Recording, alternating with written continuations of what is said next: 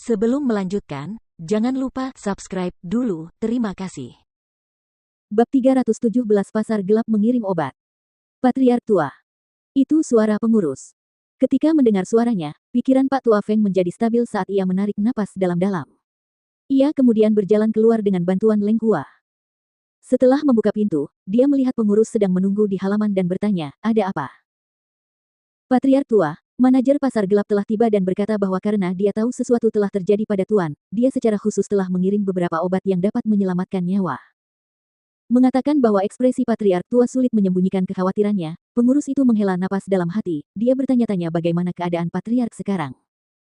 Mendengar perkataan itu, Pak Tua Feng berhenti sejenak dan bertanya, di mana orang itu sekarang?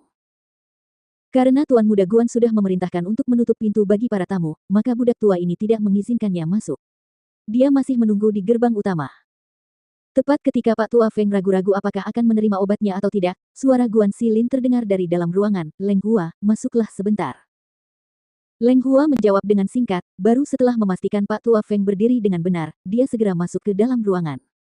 Setelah beberapa saat, dia keluar lagi dan membisikkan beberapa patah kata di telinga Pak Tua Feng. Bagaimana kalau begini? Undang dia ke aula dan aku akan menemuinya secara pribadi. Kata Pak Tua Feng sambil memberi instruksi kepada pengurus untuk mengundang orang itu masuk. Namun, pelayan itu tidak pergi, tetapi ragu-ragu sebelum berkata, Patriark Tua, pangeran ketiga juga menunggu di luar. Ini, apakah Anda juga ingin mengundangnya masuk?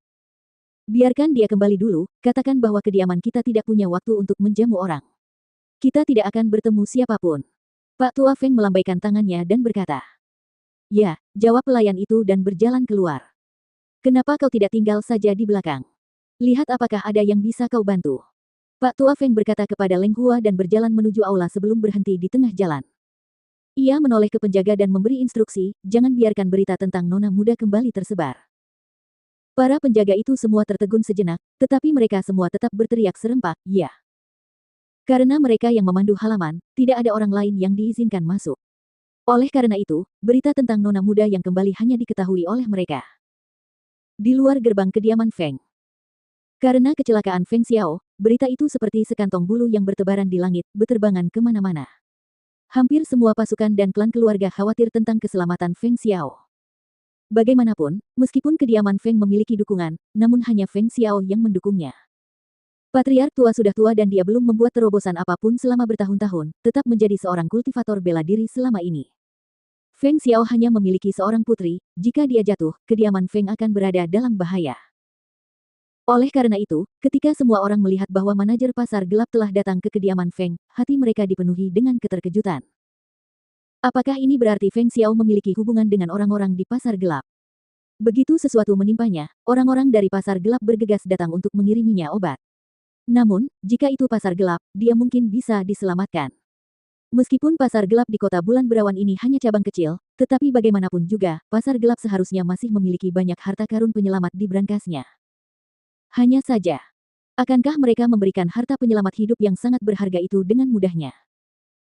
Gerbang kediaman Feng terbuka sekali lagi dan pengurus muncul serta dengan hormat mempersilakan manajer pasar gelap untuk masuk.